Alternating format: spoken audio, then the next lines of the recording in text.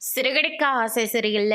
அடுத்த வர எபிசோட்ல நம்ம சீதா இருந்துட்டு பணத்த தொலைச்சுட்டேன் அப்படின்னு சொல்லிட்டு மேனேஜ்மெண்ட்ல வந்து சொல்லிட்டு இருக்காங்க. மேனேஜர் இத கேட்டோனே, "எனக்கெல்லாம் தெரியாது. நீ தான் அந்த பணத்துக்கு பொறுப்பு. அது மட்டும் இல்ல, உன் வேலையும் உன்ன வேலைய விட்டு நான் தூக்குறேன்." அப்படின்ற மாரி வந்து சொல்லிறாங்க.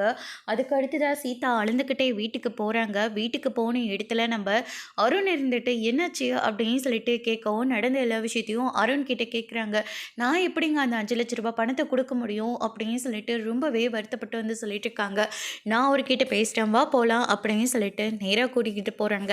"நீங்க டிராஃபிக் போலீஸ்னா அதோட இருங்க. இந்த ரூ. 5,00,000 நீங்க திருப்பி தர முடியுமா?"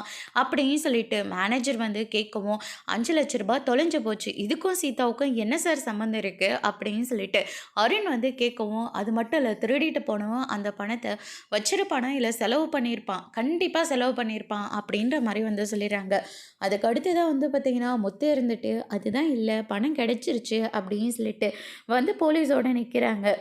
அதுக்கு அடுத்ததா சீதா இருந்துட்டு, "மாமா என்ன சொல்றீங்க?" அப்படின்னு சொல்லிட்டு கேட்கவும், "ஆமாம்மா, தொலைஞ்சு போன பணம் கிடைச்சிருச்சு.